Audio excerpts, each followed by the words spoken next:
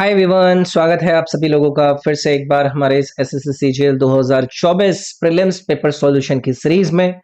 और हमारी आज की इस वीडियो में हम डिस्कस करने वाले हैं 12 सितंबर के शिफ्ट नंबर 1 में पूछे गए रीजनिंग के 25 सवालों को। तो चलिए भाई, चर्चा को शुरू करते हैं। इस वीडियो के डिस्क्रिप्शन में जाकर रीजनिंग, जीके, इंग्लिश और मैथ की जो चारों प्लेलिस्ट हैं उनके लिंक मिल जाएंगे। सारी की सारी प्लेलिस्ट की वीडियोस को आप लोग एक्सेस कर पाओगे। वीडियो पसंद आती है तो लाइक जरूर करना है। अगर आपका थोड़ा सा भी फायदा हो रहा है तो आप मेरे को मोटिवेट रखने के लिए लाइक जरूर कर दीजिएगा अपना। अगर चैनल पर सब्सक्राइब नहीं करा हुआ है तो वो भी कर लीजिएगा। कोई नया स्टूडेंट हो, ये मेरा एप्लीकेशन है ADU24, इसको डाउनलोड करके इससे अपनी तैयारी में बहुत सारे बेनिफिट्स हैं उनको आप यूज कर सकते हैं। जैसे कि ये कुछ कोर्सेज हैं जिसमें आपके एसएससी या फिर बाकी के एग्जाम्स में आए हुए जीके, जीएस और इंग्लिश के क्वेश्चंस को अपलोड करा गया है। आगे आने वाले समय में मैथ और रीजनिंग के भी कोर्स इस पर आपको देखने के लिए मिलेंगे। ये मेरे 4 कोर्सेज हैं, चारों ही सब्जेक्ट को ये पूरा कराते हैं।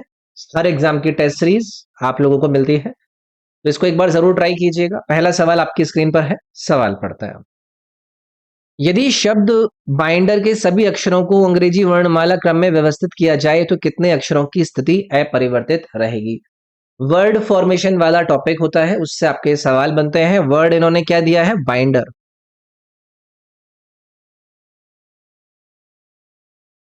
इन्होंने क्या कहा कि भाई इसको अंग्रेजी वर्णमाला के अक्षरों के क्रम में आप लोग क्या कर दीजिए, व्यवस्थित कर दीजिए। तो बी आपका सबसे पहले आएगा भी, फिर उसके बाद डी आएगा, EINR।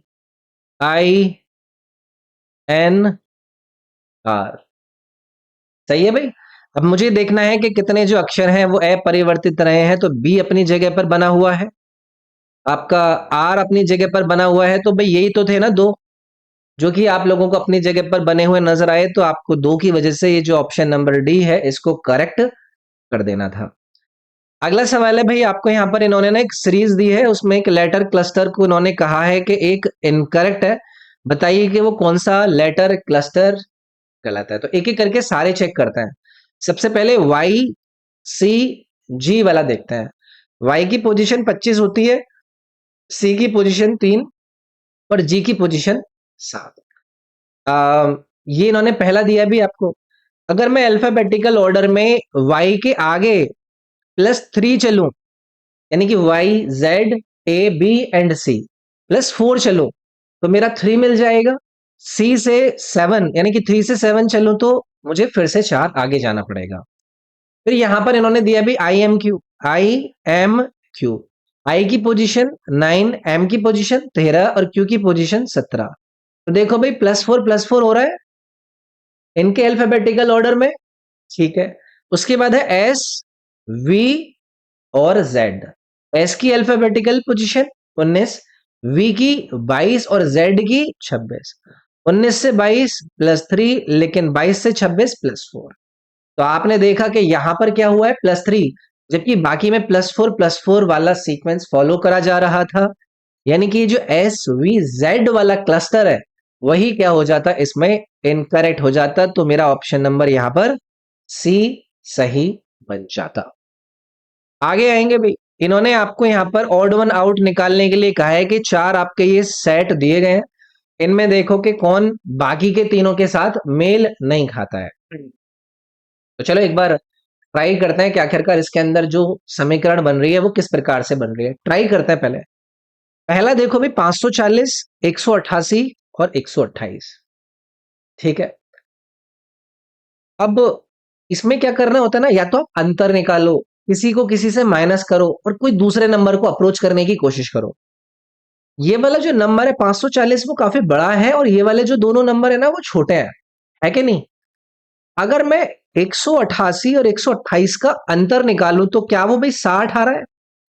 पर 60 में अगर मैं 9 की मल्टीप्लाई कर लूं तो क्या मुझे ये 540 मिल रहा है ना। ऐसे करके मैं देख सकता हूं ना।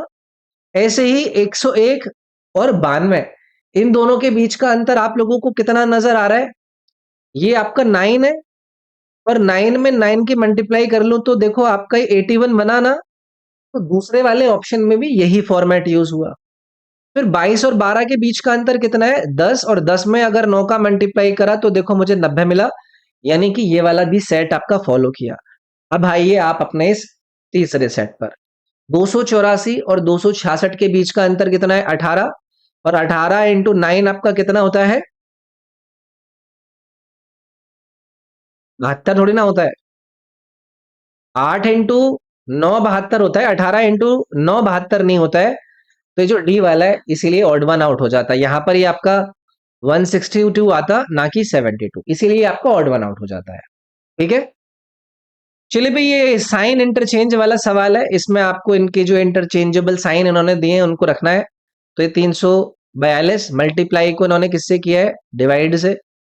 तो डिवाइडेड बाई 18, प्लस को इन्होंने माइनस से किया है, तो -79 प्लस 45 और इंटू 3। तो सबसे पहले हम इसको डिवाइड करेंगे भाई, आराम से इसको डिवाइड कीजिए। 18 से आपका 18 एक बार जाएगा, और 18 9 इंटू 162, ठीक है। ये 45 इंटू 3 आपका 135 हो गया, माइनस में आपका ये 79 चल रहा है। तो आपका कितना आ गया भैया? ये 79 से ये तो आपका 55 54 54 और 19, गलत तो नहीं कर रहा ना? कितना हो गया? 154 हो गया ना, 19 और 100 और -79 करना है, तो आपका 75 आ गया ना भाई। 75, तो ऑप्शन नंबर देखो भाई बी करेक्ट हो जाता है यहाँ पर।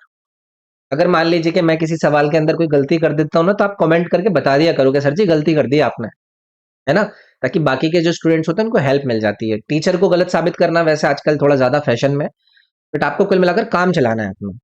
ठीक है, चलिए भाई ये आपको दो सेट दिए गए हैं, ये सेट वन है, ये सेट टू। इन दोनों सेट वन के अंदर जो कॉन्सेप्ट यूज हुआ है उन्हीं कॉन्सेप्ट पर मिलता हुआ इन चार विकल्प में से एक सेट है, उसको हमें आइडेंटिफाई करना है।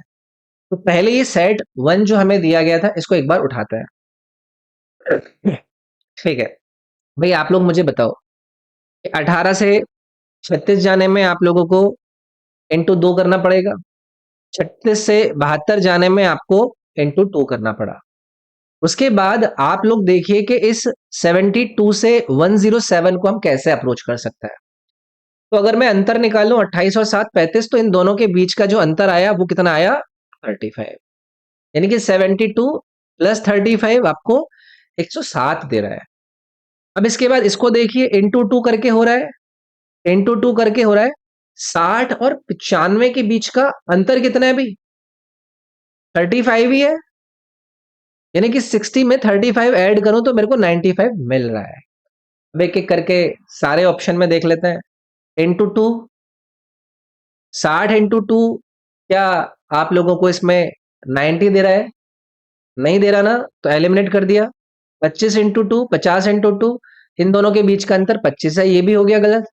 22 इंटू टू, 44 इंटू टू, अब इन दोनों के बीच का अंतर 23 और 12 35 आ गया ना। तो देखो ये आपका थर्ड वाला ऑप्शन सही हो जाता। ठीक है ना, आसान है। चलिए आगे बढ़ते हैं। एक सीरीज दी गई है, सीरीज में ये जो आपका मिसिंग टर्म है इसकी जगह पर बताइए कि क्या आएगा। इन वाले सवालों को ना आप ऑप्शन के थ्रू ट्राई करा करो। अब जैसे आपको लास्ट तक ये देखना ही नहीं है, पी क्यू आर एस, यहाँ पर टी आएगा लास्ट वाला, और देखो सभी ऑप्शन में टी दे रखा है इन्होंने, तो वो देखेंगे जो कि नहीं है। अब जैसे एक्स वाई वाई वाई, ये तीन चार इन्होंने अलग अलग दिए हैं, तो चलो एक बार ट्राई कर लेते हैं। आई एम क्यू यू, उसके बाद क्या आएगा? आई की पोजीशन 9 होती है, एम की पोजीशन 13, क्यू की पोजीशन 17 और यू की पोजीशन 21। तो 9 प्लस 4, 13 प्लस 4, 17 प्लस 4, तो 21 प्लस 4 यानी कि 25, और 25वें नंबर पर कौन बैठता है? वाई। तो आपका ये एलिमिनेट हो गया भाई, है कि नहीं? अब दूसरे पर आइए, M P S V. M की पोजीशन 13, पी की पोजीशन पी की पोजीशन 16, ठीक है, एस की पोजीशन 19 और वी की पोजीशन 22। तो ये +3 +3 +3, तो 22 में +3 करोगे तो 25 आएगा, और 25 पर कौन बैठता है? वाई। तो ये भी आपका एलिमिनेट हो गया।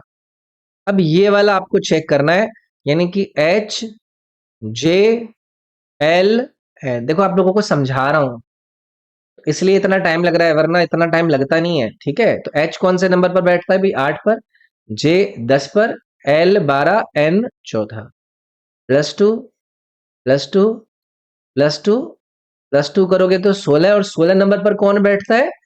पी। तो यहां पर पी है, और यही ऑप्शन नंबर बी आपका इसमें करेक्ट हो जाता। चलिए भाई, ये आपका एक सीरीज दी गई है, इसमें इस मिसिंग आइडेंटिटी को आपको पता लगाना है। ऐसे वाले सवाल वैसे आप लोगों को होमवर्क में देता हूं, तो ये भी आपके लिए है होमवर्क। कुछ है नहीं वैसे इसमें, सीक्वेंस को फॉलो कीजिए भाई, है कि नहीं? कर लोगे ना? इसमें कोई ये तो नहीं है ना कि समस्या है? इसको चलो होमवर्क में दूंगा मैं आप लोगों को। अगला सवाल देखिए, ये कोडिंग डिकोडिंग से सवाल आ गया यार। एक सर्टेन कोडेड लैंग्वेज में फेज्ड को इस तरीके से लिखा गया, वेके को इस तरीके से लिखा गया, तो लेबर को किस तरीके से लिखा जाएगा? तो पहले एक ही वर्ड लिख लेते हैं, उसी से आइडिया लग जाता है। FACED, इसको कोड करके लिखा है इन्होंने GZDB और E से। पोजिशनल वैल्यू लिख लेते हैं, ये है भी पोजिशनल वैल्यू। अब इनके जो कोडिंग वैल्यू है उनको आप पोजिशनल वैल्यू देख लीजिए। Z 26 पर, D4 E 5 पर। आप लोग देखिए कि 6 से 7 -1 करा होगा, 1 से 26, यानी कि आपने इसमें क्या किया? ये +1 हुआ, सॉरी, ये -1 हुआ, 3 से 4 +1 हुआ, 5 से 4 -1 +1, तो +1 -1 +1 -1 ये चल रहा है। तो चलिए भाई, LAB को R में करना है, तो यहां पर +1 होगा, -1 +1 -1 +1। अब ऑप्शन देख लीजिए, पहला हमें चेक नहीं करना है, लास्ट वाला चेक नहीं करना है, आप दूसरा चेक करो, यानी कि A से -1 करो। तो देखो, A से -1 अभी आपको 26 मिला था, यानी कि Z मिला था, तो ये एलिमिनेट हो गया, ये एलिमिनेट हो गया, ये एलिमिनेट हो गया। देखो ऑप्शन नंबर बी बन गया ना भाई इसमें, है क्या नहीं? तो ऑप्शन के थ्रू जाया करो, इनमें आसानी हो जाती है थोड़ी सी। ट्राइंगल ढूंढना है मित्रों। अब ये वाला सवाल तो आप लोगों को पता है कि आप लोगों को होमवर्क में दिया जाता है, तो इस वीडियो को पॉज करके अपना आंसर कीजिएगा कि क्वेश्चन नंबर 9 का आंसर क्या आया है।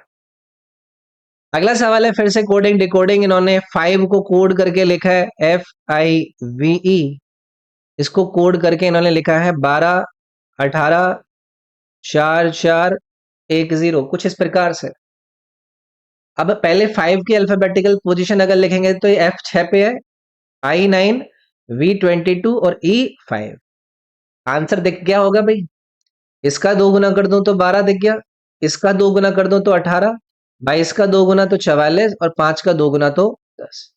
तो आपको 3 का बताना है, THREE। ऑप्शन एलिमिनेट करेंगे तो आसान है। अब 3 में आप लोग मुझे बताइए कि ई की पोजीशन पर क्या आता है? 5 होता है, तो यानी कि इसका डबल 10 और इसका डबल 10, लास्ट में 10 10 आ रहा होगा, तो ना तो इसमें ना इसमें ना इसमें, देखो यहाँ पर लास्ट में 10 10 है, तो विकल्प नंबर बी करेक्ट हो जाता ना। तो ऑप्शन एलिमिनेशन बहुत ज्यादा हेल्प करता है।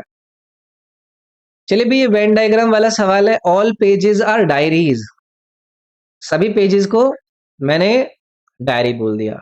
सम डायरी आर बुक्स, कुछ डायरीज को मैंने बुक्स बोल दिया। ऑल बुक्स आर नोटबुक्स, तो सारी की सारी बुक्स को मैंने ये नोटबुक्स बना दिया।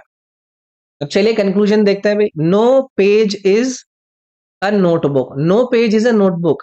देखो भाई, पेज और नोटबुक में रिलेशन हो भी सकता है और नहीं भी हो सकता, तो नो पेज इज नोटबुक को कंक्लूड नहीं कर सकते हम, इसको निष्कर्षित नहीं कर सकते।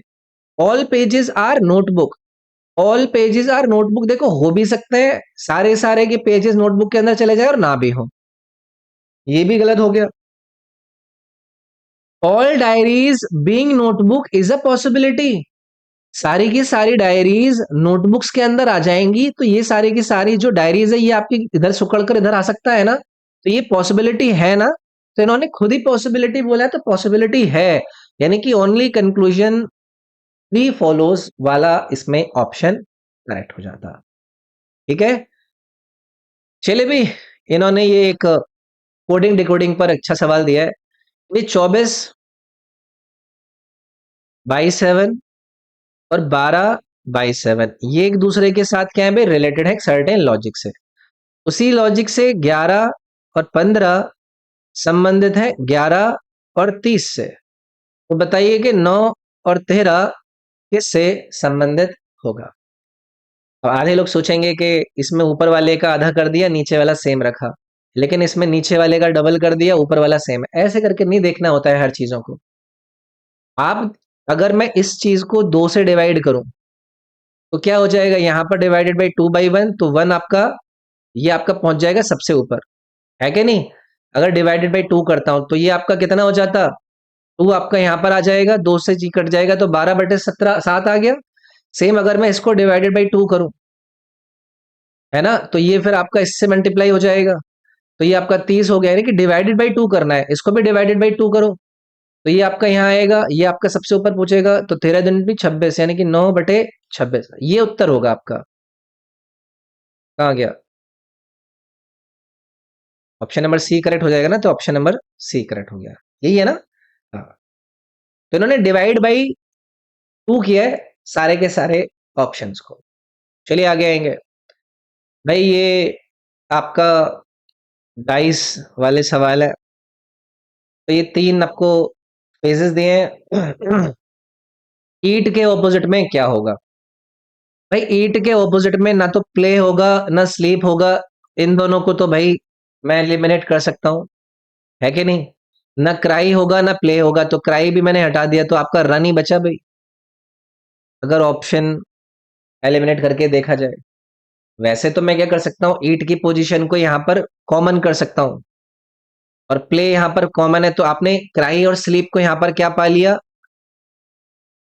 ऑपोजिट पा लिया। यहाँ पर अगर मैं और किसी को कर लो, प्ले और ये तो निकाल ही लिया ना आपने, प्ले और प्ले को अगर यहां पर आप करते हो, स्लीप यहां पर कॉमन है, तो ईट और रन आपका हो गया ऑपोजिट। बचा क्या आपका, आपका बचा, क्या बचा, रन तो हो गया ना, रन स्लीप प्ले। हाँ, तो बाथ और ईट आपका ऑपोजिट हो जाता, ईट तो हो गया ना, तो बाथ और प्ले ये ऑपोजिट हो जाता है। ठीक है, वो वैसे भी निकल गया था हमारा तो आंसर, ठीक है भाई। अगला है भाई एनालॉजी, आप लोगों से पूछा है, इन्होंने कहा है कि जिस प्रकार वायरस पैरासाइट से संबंधित है, वैसे ही बताइए कि उसी आधार पर इन 4 में से कौन सा विकल्प करेक्ट होगा। वायरस दिया है, इधर पैरासाइट, वायरस और परजीवी।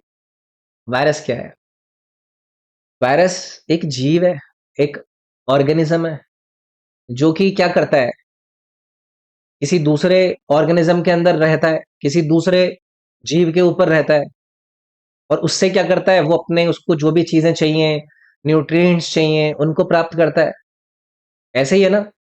अब ये जो वायरस जिसके ऊपर निर्भर रहता है, वो क्या है, वो पैरासाइट है। यानी कि जो पहला वाला वर्ड है वायरस, वो दूसरे वाले वर्ड के ऊपर निर्भर है कि उससे वो अपने बेनिफिट ले पाए, है कि नहीं।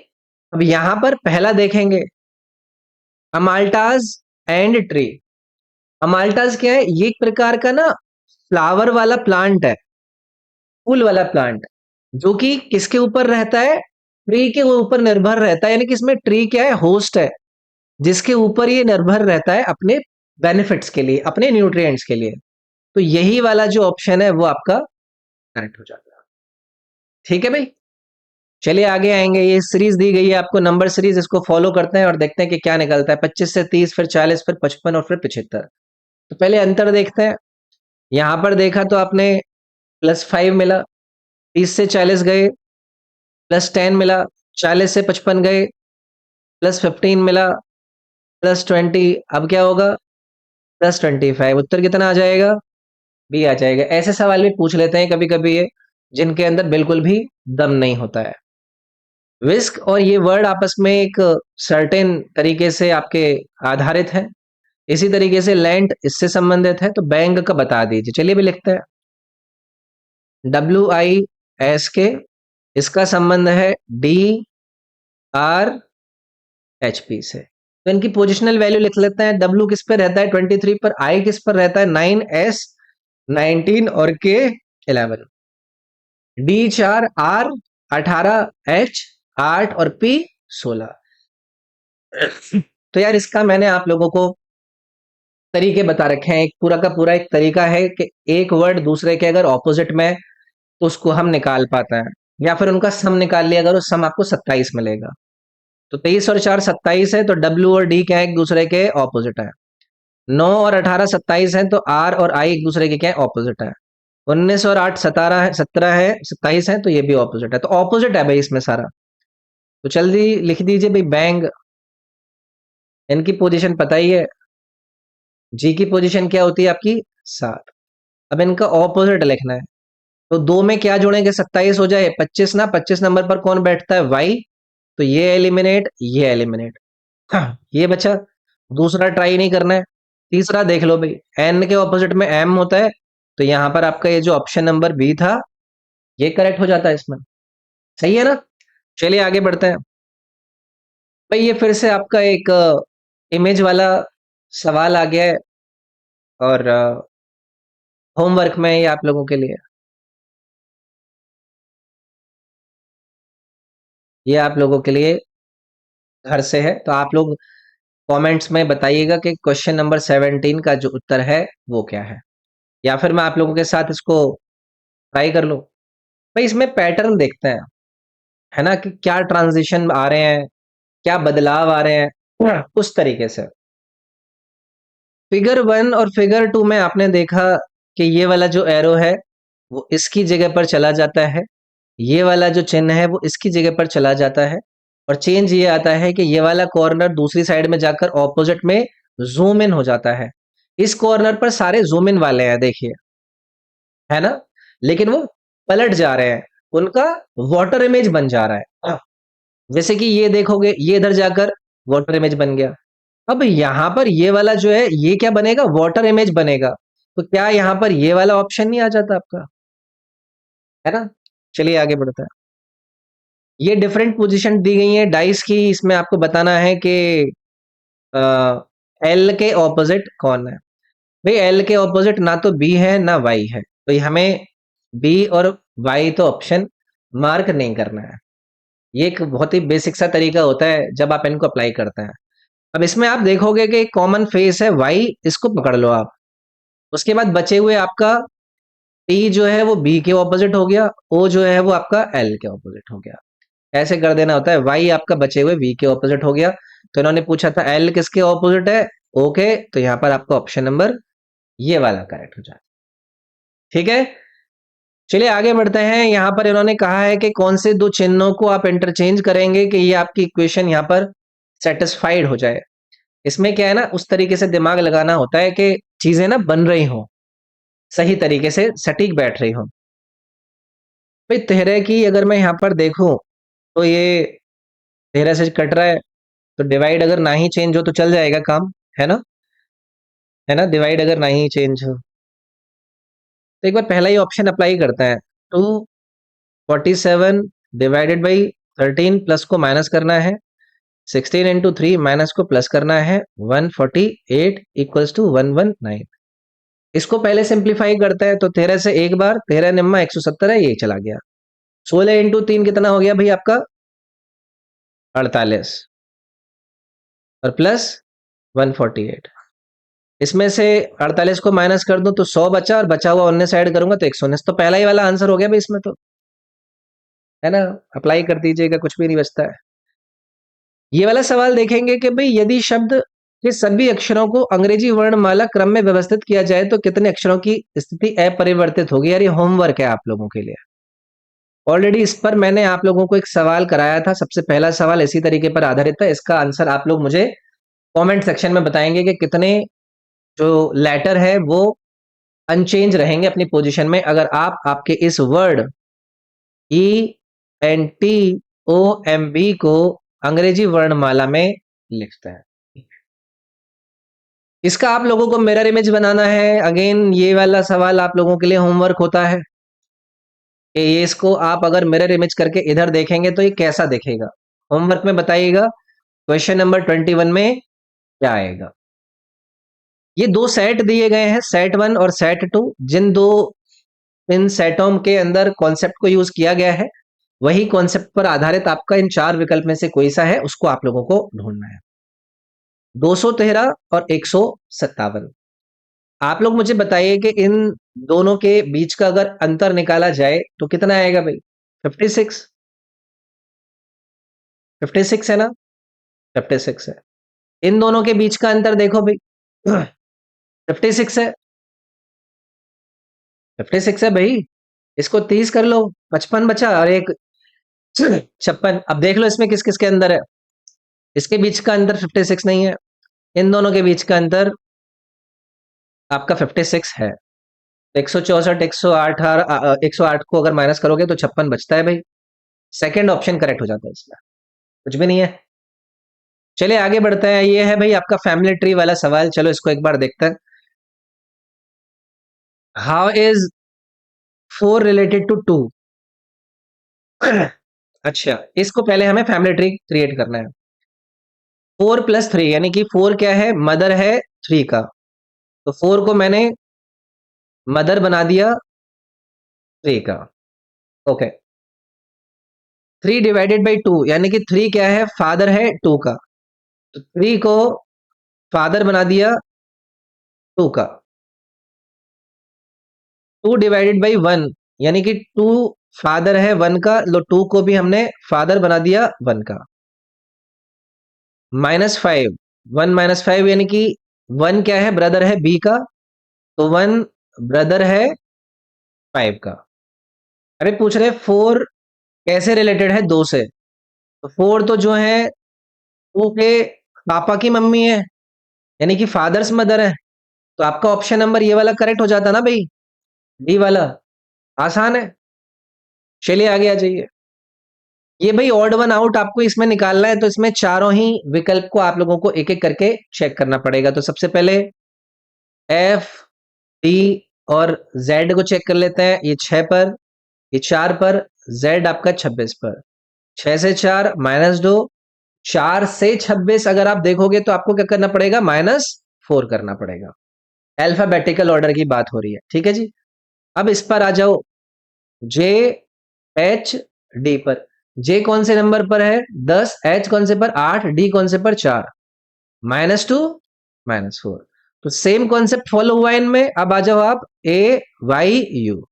ये 1 पर, वाई कौन से पर है भाई आपका? 25, यू कौन से पर है? 21। ये कितना हुआ? -2 हुआ, 25 से कितना हुआ? -4 हुआ। ये भी सेम कॉन्सेप्ट पर है। अब आ जाओ आप के, जे, ई। ए कौन से नंबर पर है? 11, जे 10, ई 5। ये -1 और ये -5, तो ये वाला जो है भाई ऑड वन आउट हो जाता है, क्योंकि बाकी सब में -2, -4, -2, -4, -2, -4 का सीक्वेंस यूज हुआ था, लेकिन इस वाले में -1, -5 का सीक्वेंस यूज हुआ, इसीलिए आपका ऑड वन आउट हो गया। और ये है आपकी आज की क्लास का अंतिम सवाल, जिसका आप लोगों को मिरर इमेज बताना था इधर MN के साइड में। तो ये वाला सवाल आप लोगों के लिए होम वर्क में रहेगा। इसको आप लोग ट्राई करेंगे और मुझे कमेंट में करके बताएंगे कि क्वेश्चन नंबर 25 का उत्तर आप लोगों का कितना आया। तो मिलता हूँ आपसे अगली वीडियो में। इस वीडियो में इतना ही। वीडियो अगर पसंद आई तो लाइक जरूर कीजिएगा, चैनल को सब्सक्राइब, वीडियो को शेयर कीजिएगा। बाकी आप लोगों की तैयारी के लिए मेरा ऐप है EDU24, इसको डाउनलोड करके आप जरूर अपने पास रखिएगा, जिसमें आपको अपनी तैयारी के लिए ये मेरे चारों के चारों सब्जेक्ट मिल जाएंगे, जिसमें मैं कंप्लीट कॉम्प्रिहेंसिव आपको अगले 1 साल तक का कंटेंट इसमें दूंगा। ऐसे ही ये पिछले साल में पूछे गए इंग्लिश, जीके, मैथ और रीजनिंग के सवालों का कलेक्शन, हर एग्जाम की टेस्ट सीरीज जैसी बहुत सारी चीजें मिलेंगी। तो चलिए फिर अगली शिफ्ट में मिलते हैं। इस शिफ्ट में इतना ही। Thank you, take care, bye bye. Homework जरूर करके मुझे आंसर कमेंट में बताइएगा। Thank you.